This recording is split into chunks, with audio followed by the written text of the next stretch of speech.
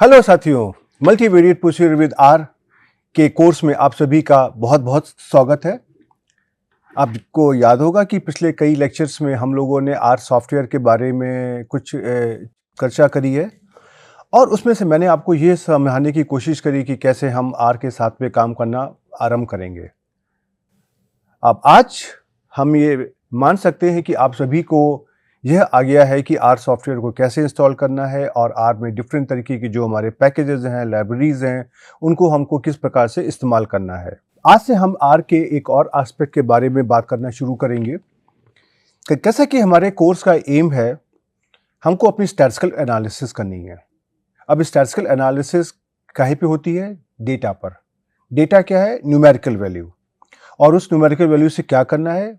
हमको उसके अंदर अपने भिन्न भिन्न प्रकार के मैथमेटिकल ऑपरेशंस लगाने होते हैं। कभी एडिशन करना है, कभी सब्ट्रैक्शन करना है, जोड़ना है, घटाना है, भाग करना है इत्यादि। उसके साथ में हमारे पास भिन्न भिन्न तरह के और मैथमेटिकल ऑपरेशंस होते हैं, जैसे कि हम उनको मैट्रिक्स के साथ में कैसे कर सकते हैं इत्यादि। उसके साथ में इस आर सॉफ्टवेयर के अंदर एक बहुत विशेष बात है कि इसका जो कैलकुलेशन करने का तरीका है वो थोड़ा और सॉफ्टवेयर से अलग है। लेकिन यही एक ऐसी खास बात है जिसके कारण हमारा आर सॉफ्टवेयर बहुत जल्दी पॉपुलर हो गया। बहुत बड़े बड़े कैलकुलेशंस को हम एक छोटे से कमांड में लिख करके बहुत आसानी से हम उनको एग्जीक्यूट कर सकते हैं। तो इन्हीं सारे विषयों को लेकर के हम आज से अपने अगले कई लेक्चर्स में इसके बारे में बात करेंगे। और आज के लेक्चर में हम एक बहुत ही एलिमेंट्री ऑपरेशंस आपको दिखाएंगे कि अगर हमको आर को कैलकुलेटर की तरह यूज़ करना है तो हम इसको कैसे करेंगे। कारण क्या है? कैलकुलेटर एक ऐसी चीज़ है जो आज के समय में हर इंसान को ऑपरेट करना आता है और उसके अंदर हम अपने simple calculation, mathematical calculation, scientific calculation सब कुछ कर सकते हैं। लेकिन आज के लेक्चर में हम जो एक सिंपल कैलकुलेटर होता है उसके अंदर जो भी हम जोड़ना, घटाना, भाग देना, मल्टीप्लाई करना, इसके बारे में हम आज बात करेंगे। तो चलिए हम इस लेक्चर को आरंभ करते हैं और देखते हैं कि आर को हम कैलकुलेटर की तरह कैसे यूज़ कर सकते हैं। जब भी हम कभी आर के अंदर अपने कैलकुलेशंस करना चाहते हैं तो उसके लिए हम लोगों ने पहले से समझा हुआ है कि ये जो हमारा एक सिंबल है ग्रेटर देन साइन का, ये हमारा प्रॉम्प्ट साइन है। इस प्रॉम्प्ट के आगे ही हम अपने जो भी भिन्न भिन्न तरीके के मैथमेटिकल ऑपरेशंस हैं उनको हम लिखते हैं। उसके बाद में जिस प्रकार से आपने गणित में पढ़ा हुआ है कि अगर हम लिखते हैं जैसे x इक्वल टू 20, इसका मतलब क्या होता है कि ये जो 20 वैल्यू है ये इस वेरिएबल x को असाइन कर दी गई है। तो ये जो हमारा साइन है, इक्वलिटी साइन, ये हमारा क्या है? ये हमारा असाइनमेंट ऑपरेटर है।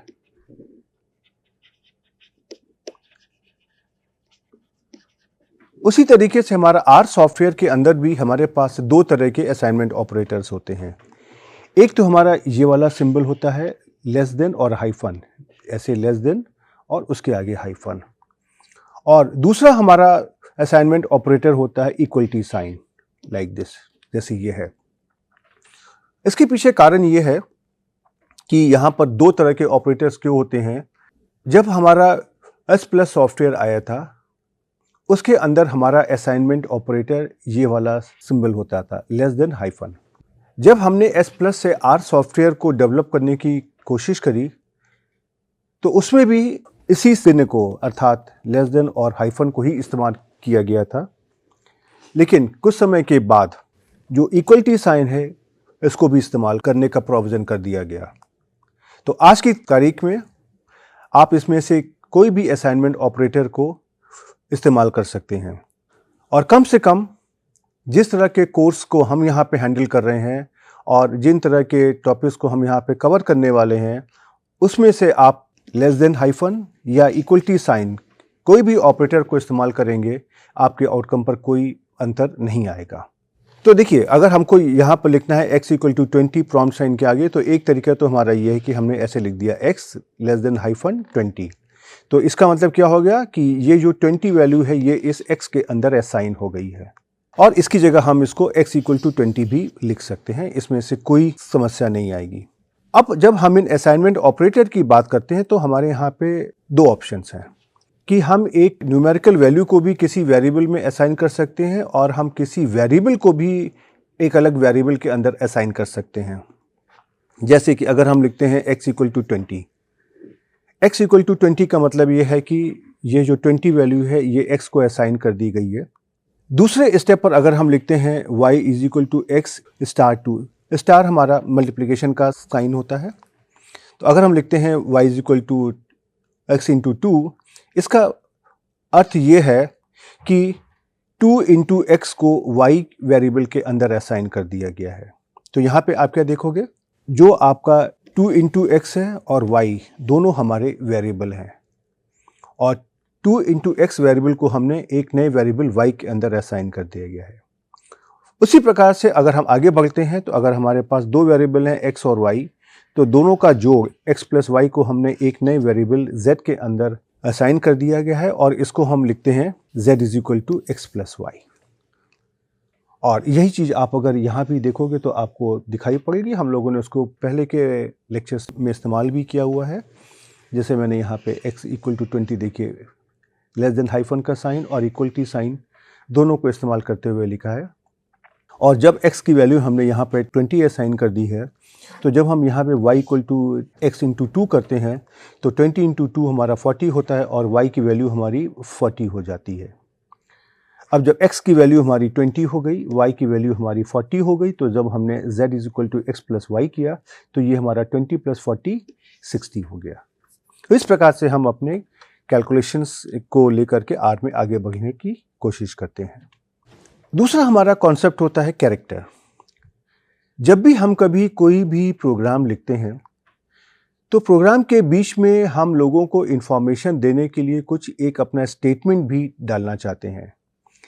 जैसे कि हमने कोई एक लंबा सा प्रोग्राम लिखा और जहाँ पे हमने मान लीजिए दो वेरिएबल लिए, x को लिया हमने हाइट और y को हमने लिया सपोज वेट। सपोज हमारे 20 स्टूडेंट्स हैं, उनकी मैंने हाइट और वेट को ऑब्जर्व किया है। तो हम यहाँ पे x की वैल्यू और y की वैल्यू तो लिख सकते हैं, लेकिन अगर ये हमारा प्रोग्राम किसी और के पास जाता है तो वह कैसे समझेगा कि इसमें x क्या है और y क्या है। तो एक आसान सा तरीका इस बात को इंडिकेट करने के लिए है कि हम अपने प्रोग्राम के अंदर ही इसको लिख दें।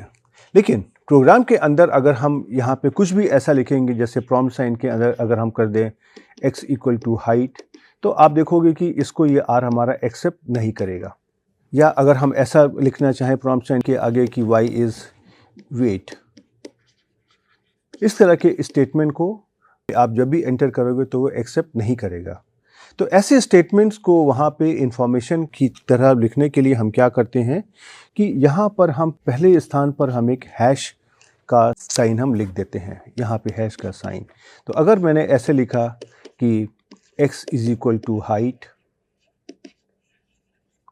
और यह हमने लिखा हैश y इज़ वेट, तो इसको आप देखोगे इसमें से कोई समस्या नहीं आएगी और R ये समझ जाएगा कि जैसे ही उसको हैश का साइन मिलेगा तो R को समझ में आ जाएगा कि हमको इसके आगे का कोई भी ऑपरेशन नहीं करना है और इसको हमको एज ए कमेंट ही लेना है। तो जिस तरीके से देखिए मैंने आपको यहाँ पे दिखाया कि अगर हमने प्रॉम्प्ट साइन के आगे अगर लिख दिया कि hash mu is the mean, तो ठीक है, इसको हमारा R कोई भी एग्जीक्यूशन नहीं करेगा। या हमने लिख दिया कि हैश x इक्वल टू 20, अब आप देखोगे कि x इक्वल टू 20 को ऐसे ही लिखा जाएगा और इसके ऊपर कोई भी मैथमेटिकल ऑपरेशन नहीं होगा। जबकि आपने पहली वाली स्लाइड में देखा था कि जब भी हम ये x इक्वल टू 20 यहाँ पर लिखते हैं तो इसके ऊपर हमारा एक मैथमेटिकल ऑपरेशन हो जाता है, राइट। और उसके अलावा मैंने आपको पहले भी बताया था, लेकिन अब मैं आपको फॉर्मली बताना चाहूँगा कि R हमारा केस सेंसिटिव सॉफ्टवेयर है, अर्थात इसमें से अपर केस और लोअर केस जो हमारे अल्फ़ाबेट्स होते हैं उनको इसमें से अलग अलग तरीके से लिया जाता है। जैसे कि अगर हम कहें कि स्मॉल a और कैपिटल A, इनको दोनों को हम अलग अलग तरीके से लिखते हैं। जैसे कि अगर हम कहें कि कैपिटल x इक्वल टू 200 और स्मॉल x इक्वल टू 200, ये दोनों अलग अलग चीज़ें हैं, ये हमारे दो अलग अलग वेरिएबल्स हैं। और इसी बात को अगर हम अपने R सॉफ्टवेयर में एग्जीक्यूट करने की कोशिश करते हैं तो देखिए कुछ ऐसा होता है। अगर हमने लिखा small x lower case alphabet में x इक्वल टू 200, तो ये मुझे दे देगा कि small x is equal to 200। और अगर मैंने वैल्यू दी है स्मॉल x की और हमने अपर केस अल्फ़ाबेट मतलब कैपिटल X को लिखा, तो इसने कह दिया कि error object X not found, अर्थात कि मैंने वैल्यू दी है लोअर केस अल्फ़ाबेट को, तो लोअर केस अल्फ़ाबेट X की वैल्यू स्टोर है लेकिन कैपिटल X की वैल्यू यहाँ पर स्टोर नहीं है, और इसीलिए R ने कहा कि यहाँ पर हमारा कैपिटल X नहीं है। उसके बाद जब हमने कहा कैपिटल X इक्वल टू 300 और जब हमने कैपिटल X की वैल्यू को देखा तो ये हमारी 300 आ गई, और जबकि हमारी स्मॉल x की वैल्यू हमारी यहाँ पे 200 ही रही है। तो ये देखिए छोटे छोटे से ऑपरेशंस हैं जो हमारे यहाँ पर होते हैं। अब हम आपको इन चीज़ों को पहले एक बार R सॉफ्टवेयर में करके दिखा देते हैं सो दैट कि आपको थोड़ा सा कॉन्फिडेंस आ जाए।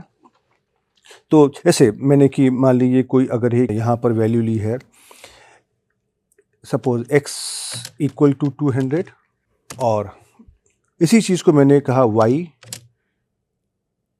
Less than hyphen suppose 400। तो अब आप देखोगे कि यहाँ पर स्मॉल x की वैल्यू क्या आ गई, इतनी आ गई, और स्मॉल y की वैल्यू क्या आ गई, इतनी आ गई।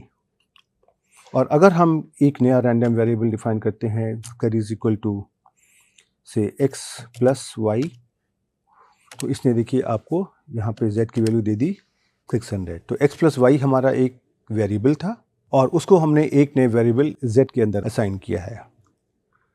अब जरा से यहाँ पे हम देखते हैं कि कैपिटल Z की क्या वैल्यू आती है। तो ये क्या देगा कि object Z is not found, जबकि आपके पास यहाँ पे स्मॉल z की देखिए वैल्यू है। तो इसके द्वारा आप ये देख सकते हैं कि जो आपका R सॉफ्टवेयर है ये आपका केस सेंसिटिव सॉफ्टवेयर है।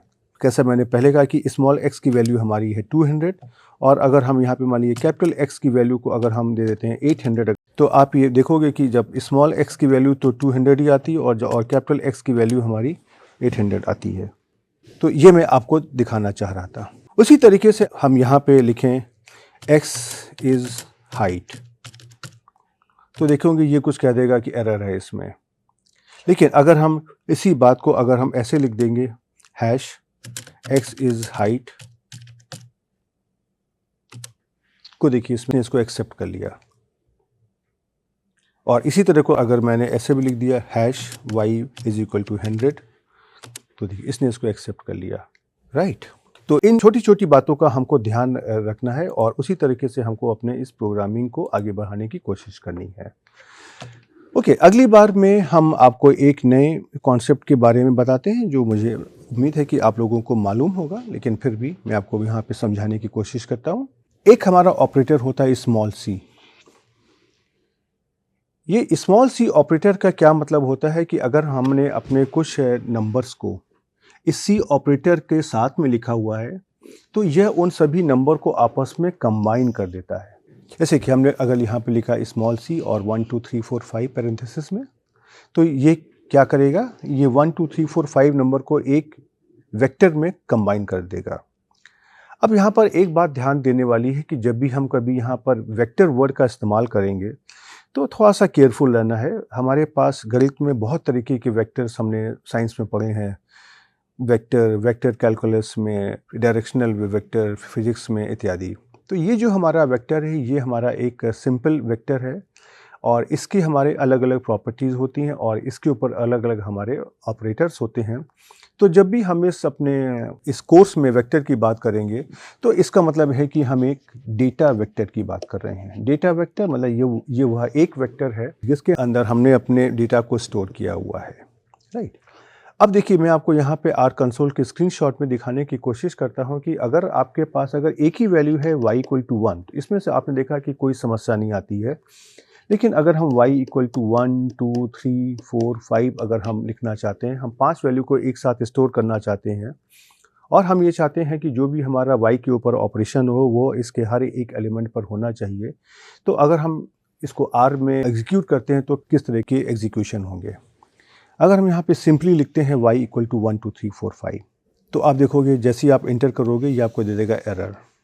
और ये क्या करेगा, ये खाली y इक्वल टू 1 जो पहली वैल्यू को तो पढ़ेगा और उसके बाद ये रुक जाएगा। और अगर इसी बात को अगर हम पैरेंथेसिस के अंदर भी अगर हम देते हैं y इज इक्वल टू 1 2 3 4 5, तो भी ये हमारी यही गलती यहाँ पर देगा। और ये y इक्वल टू 1 कह के यहाँ पर ये रुक जाएगा। लेकिन इसी बात को अगर हम y इक्वल टू c और पैरेंथेसिस में 1 2 3 4 5 लिखेंगे तो आप देखोगे कि जब भी हम यहाँ पे y की वैल्यू को देखते हैं तो ये हमारी 1 2 3 4 5 वैल्यू आ जाएगी। इसलिए हम जब भी कभी अपने एक से ज़्यादा न्यूमेरिकल वैल्यूज़ को अगर हम देना चाहते हैं तो ये जो c कमांड है ये हमारे डिफरेंट वैल्यूज़ को एक साथ कंबाइन कर देगा।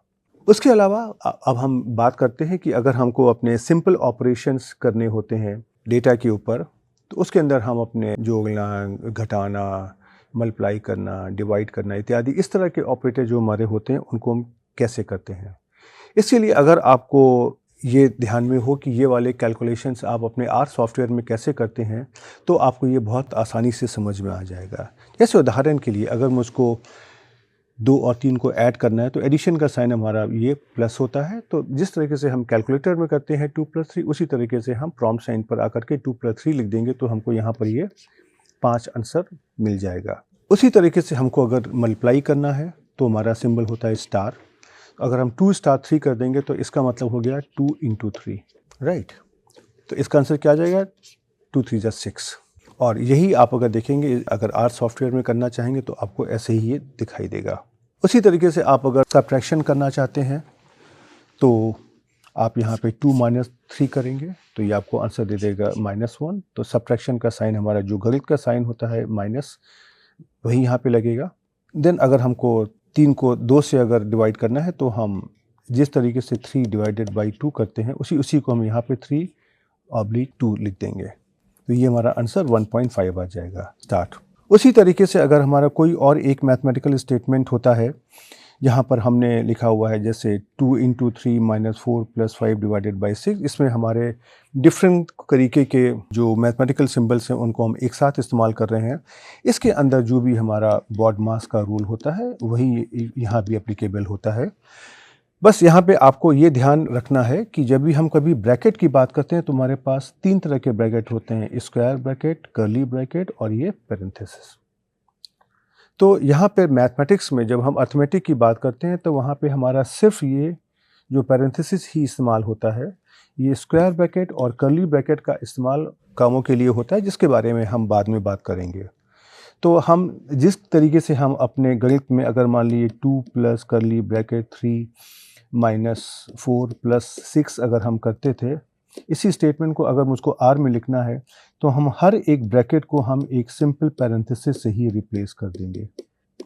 तो ये बात आपको ध्यान में रखना है और जब हम समय के साथ आगे बढ़ते जाएंगे तो कर्ली ब्रैकेट और स्क्वायर ब्रैकेट का इस्तेमाल कहाँ कहाँ होता है हम आपको दिखाने की कोशिश करेंगे, राइट। तो इन्हीं ऑपरेशन को अगर हम 2 - 3 आर पे करेंगे तो देखिए ऐसे आ जाएगा 3/2 1.5 आ जाएगा और 2 × 3 - 4 + 5 / 6 हमारा 2.83 वैल्यू आ जाएगी, राइट। उसी तरीके से अगर हमको मान लीजिए ये लिखना है 2³ 2⁻³ तो इसको लिखने के हमारे पास यहाँ पे 2 तरीके होते हैं। एक होता है हम लिख देंगे 2 और #3 और एक दूसरा तरीका ये होता है कि हम इसको 2 और जो हमारा स्टार का सिंबल है इसको हम 3 बार लिख देंगे। तो हम हैट की जगह 2 स्टार के सिंबल भी लिख सकते हैं। तो जैसे अगर मुझको 2³ अगर लिखना है, आपने देखा कि 2#3 की भी वैल्यू 8 आ गई और 2*3 की वैल्यू भी हमारी यहाँ पर 8 आ जाएगी। और इसी ऑपरेशन को अगर हम आर सॉफ्टवेयर में करेंगे तो भी आपको यही देखिए आउटकम मिलने वाला है, राइट। उसी तरीके से अगर हम मान लीजिए √2 की वैल्यू को निकालना चाहते हैं तो √2 की वैल्यू को हम 2⁻0.5 भी हम लिख सकते हैं। तो इसको हमने यहाँ पे ऐसे 2#0.5 और या हमने 2*0.5 लिखा तो दोनों की वैल्यू हमारी 1.414 देखिए यहाँ पर आ रही है, राइट। उसी तरीके से अगर हम मान लीजिए 1/√2 को लिखना चाहते हैं तो ये हमारा 2⁻⁻0.5 हो जाएगा। तो इसको हम यहाँ पे 2#-0.5 या 2*⁻0.5 भी लिख सकते हैं, जो मैंने देखिए यहाँ पर आपको लिख के दिखाया। और इसको जब एग्जीक्यूट करेंगे तो इसकी वैल्यू 0.707 आ जाएगी, राइट। तो इसीलिए चलिए हम आपको ये वाले ऑपरेशंस हम पहले आपको आर सॉफ्टवेयर में करके दिखाते हैं। तो आपने देखा कि ये बहुत ही आसान सी चीज़ें हैं। तो सबसे पहले हम आपको दिखाते हैं कि अगर मुझे किसी वेरिएबल के अंदर अगर एक से ज़्यादा वैल्यूज लेनी है तो देखिए क्या आएगा। अगर हम कहते हैं y इक्वल टू 1, तो इसने इसको देखिए स्टोर कर दिया, y इक्वल टू 1 कर दिया। अब हम कहते हैं कि y इक्वल टू 1 2 3, तो देखिए इसने हमको एरर दे दिया। अब लेकिन अगर हम यहाँ पे y इक्वल टू और पैरेंथेसिस में अगर 1 2 3 करेंगे तो भी देखिए ये हमको एरर दे रहा है, मतलब मैंने कोई गलती करी है। लेकिन इसी चीज़ को अगर हम y इक्वल टू c 1 2 3 कर देंगे, अगर हम को देखिए ये इसको एक्सेप्ट कर लेगा और y की वैल्यू हमारी 1 2 3 आ जाएगी, राइट। उसी तरीके से अगर हम जब एडिशन की बात करते हैं तो 2 + 3 अगर हम करेंगे तो देखिए हमारा 5 आ गया। इनकेस अगर हम 4 - 5 करेंगे तो हमारा ये -1 आ गया। अगर हमको 8 मल्टीप्लाइड बाई 4 अगर करना है तो देखिए 32 आ गया। इनकेस अगर मेरे को 7 डिवाइडेड बाई 2 करना है तो 7/2 हमारा 3.5 आ गया।